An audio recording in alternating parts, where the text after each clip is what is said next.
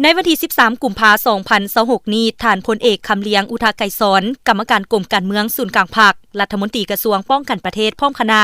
ได้ลงกวดกาดตีราคาผลสำเร็จในการจัดตั้งปฏิบัติการก่อสร้างกองพันซ่อมแปลงเคลื่อนที่เลข1โดยการต้อนรับของสหายพลตรีจอมเพชรไสยสุขคณะประจำภาคกระทรวงป้องกันประเทศหัวหน้ากรมใหญ่เทคนิคกองทัพพร้อมด้วยคณะมีสหายพลตรีเดมิตรีคลายเยฟวลาดิเมียโรวิชหัวหน้าห้องการผู้ต่างหน้ากระทรวงป้องกันประเทศแห่งสหพันธ์รัสเซียประจำลาวพร้อมด้วยคณะมีกรมใหญ่เสนาธิการกองทัพห้องว่าการกระทรวงป้องกันประเทศคณะกรมใหญ่คณะกรมคณะห้องบริษัท PSL และบรรดาสหายคณะอนุกรรมการรับผิดชอบโครงการก่อสร้างกองพันซ่อมแปลงเคลื่อนที่ตลอดฮอดคณะเสี่ยวซานสหพันธ์รัสเซียและวิสาการฝ่ายลาวเข้าร่วม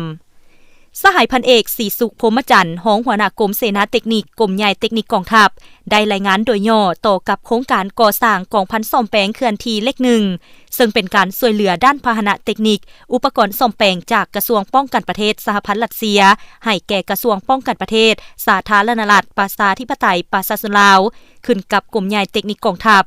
ที่ตั้งของโครงการแมนอยู่บ้านโคกศรีวิไลเมืองไซธานีนครหลวงวิจันทร์เนื้อที่ของโครงการทั้งหมด 33.5 เฮกตาร์เขตเทคนิค 24.5 เฮกตาร์เขตบริหาร 9 เฮกตาร์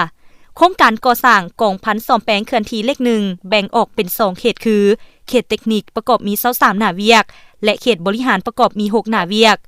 บริษัท PSL ก่อสร้างครบวงจรจำกัดผู้เดียวเป็นผู้รับเหมาก่อสร้างซึ่งเริ่มจะตั้งปฏิบัตินับแต่เดือนพฤศจิกายน 2024 จนมาถึงปัจจุบันสำเร็จ 70 ส่วนห้อยในนั้นการติดตั้งอุปกรณ์ซ่อมแปลงและอาคารจากกระทรวงป้องกันประเทศสหพันธ์รัสเซียสำเร็จห้อยส่วนห้อย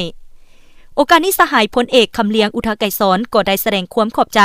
พร้อมทางแสดงความสมเสยต่อสายพัวพันมิตรภาพและการร่วมมือระหว่าง2ประเทศลาวรัสเซียนับมือได้รับการเสริมขยายหลายด้านเพื่อประกอบส่วนสุขยู่ส่งเสริมการพัวพันร่วมมือที่ดีงามระหว่างรัฐบาลก็คือประชาชน2ชาติลาวรัสเซียให้แน่นแฟ้นยิ่งขึ้น